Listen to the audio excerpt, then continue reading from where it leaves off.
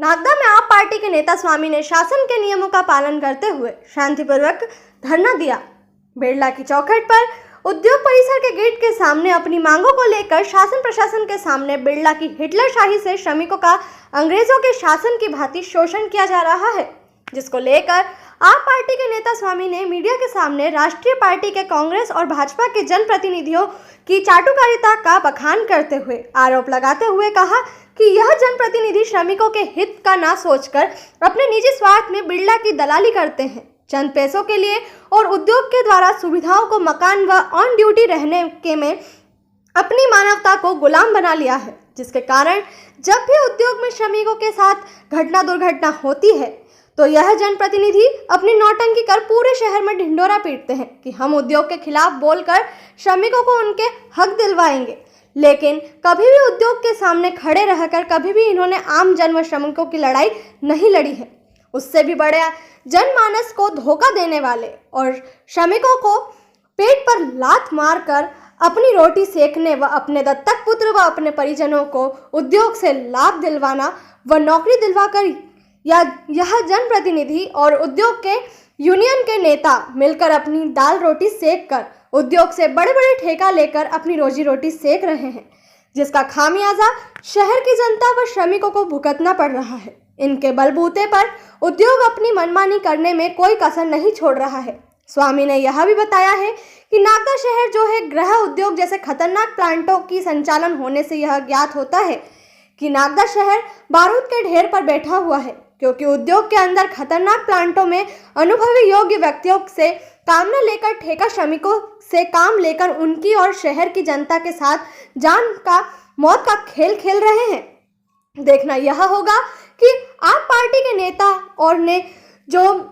मांग सभी को और आम जन के लिए शासन के सामने गुहार जो लगाई है, उस गुहार पर प्रशासन द्वारा कठोर कार्रवाई की जाती है या फिर स्थानीय प्रशासन बिड़ला के द्वारा चांदी की जूती पहनकर अपने दफ्तरों में आराम फरमाते नजर आएंगे, क्योंकि विगत माह पहले एक ठेका श्रमिक विद्यानगर का जो उद्योग में कार्यरत था, जिसकी मृत्यु उद्योग के आते समय ट्रैक्टर की चपेट में आने से मौत हो गई थी, जिसका मुआवजा और परिजन को उद्योग की तरफ से किसी प्रकार का लाभ नहीं मिला है। उसका मुख्य कारण यह है कि इस उद्योग ने ब्रिटिश शासन की तरह इस शहर के अंदर अंग्रेजों के पैटर्न में शहर की जनता का मौत का खेल कर शोषण कर रहा है, क्योंकि इस उद्योग में स्थानीय ठेकेदारों को कार्य न देकर और स्थानीय योग्य नव युवाओं को रोजगार न देते हुए बाहर के ठेकेदारोरों को रोजगार देकर अपना काम चला रही है। और जब कभी भी इन मुद्दों पर बात की जाती है तो उद्योग व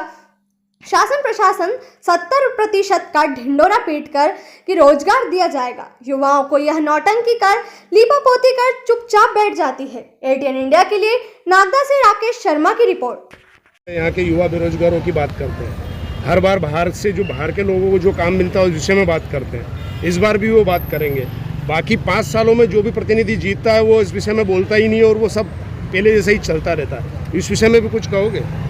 जो जितने भी जनप्रतिनिधि सबसे बड़े बेरोजगार वो हैं, ऐसा प्रतीत होता है, क्योंकि चुनाव के समय वो बड़ी बड़ी बातें करते हैं कि स्थानीय युवाओं को रोजगार दिया जाएगा, लेकिन चुनाव समाप्त होते ही उद्योग में अगर सबसे पहले रोजगार या ठेके लेने जो जाता है तो वो जनप्रतिनिधि और नेता लोग जाते हैं। अरे छोटे छोटे पार्षद और नेता ऑन ड्यूटी में अपना जमीर गिरवी रख के बैठे हुए हैं, भले कांग्रेस के हो या भारतीय जनता पार्टी के हो, वो ऑन ड्यूटी कर रहे हैं, तो किस मुंह से श्रमिकों के हित की आवाज़ उठाएंगे? पार्टी के कार्यकर्ता ने क्या विषय था? आम आदमी पार्टी के द्वारा एक ज्ञापन दिया गया है ड्रेसिंग फैक्ट्री में जो श्रमिकों की समस्या है उनके संबंध में, तो वरिष्ठ अधिकारियों को अवगत करवाकर और उसका निराकरण किया जाएगा। ये ठेका श्रमिक के साथ भी जो दुर्घटना हुई उसके विषय में क्या उसके बारे में जांच करवा के ही आगे कुछ बता पाएंगे। मैडम, ये ज्ञापन के बाद कोई कार्रवाई होगी या फिर सिर्फ एक आश्वासन देके जा रहे हैं? डेफिनेटली कार्रवाई होगी, क्यों नहीं? पे किसी विषय को लेके कोई आए आम आदमी पार्टी के, तो उस विषय पे क्या कहना? आज power house gate dressing industries के सामने आम आदमी पार्टी सुबोध स्वामी और के नेतृत्व में 3 लोगों द्वारा प्रतीकात्मक प्रदर्शन किया गया, जिसमें उन्होंने पूर्व में सूचना दी थी हम 25 लोगों के साथ यहाँ धरना प्रदर्शन करेंगे। जो फैक्ट्री द्वारा विरोध किए जाने पर उनका लॉ एंड ऑर्डर कंडीशन के अकॉर्डिंग उनको मना किया गया। इसके अनुसार वो विरोध प्रदर्शन करने के लिए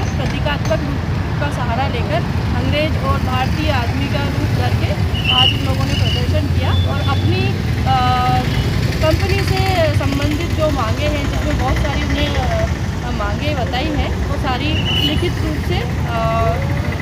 तहसील कार्यालय तहसीलदार मैडम को दी है, जिसमें आगे जांच के दौरान जो भी आगे कार्रवाई की जाएगी। उद्योग के सामने जिस प्रकार से पुलिस अलर्ट बन के खड़ी हुई है, उसके अनुसार क्या आज किसी प्रकार की कोई वाद विवाद की स्थिति थी या कोई धरना प्रदर्शन में कोई विवाद होने का चल रहा था? ये तो कानून व्यवस्था बिजली के दौरान हम लोगों को ध्यान रखना पड़ता है। हमारा क्षेत्र है तो इंडस्ट्रियल थाना होने के नाते हम लोगों को थोड़ा सा अलर्ट रहना पड़ता है। कानून व्यवस्था के साथ हम लोग यहाँ पर मुस्तैदी से कार्य। जिस श्रमिक की जो घटना हुई है उसकी बिरलाग्राम थाने में जो प्रकरण दर्ज है, उस विषय पे क्या क्या कार्रवाई करेंगे? वो अभी मर्ज जांच का विषय है, जिसमें इसी जो पीएफ अकाउंट और जो बीमा के संबंध में जानकारी बोली है, उस पर जांच कराई जाकर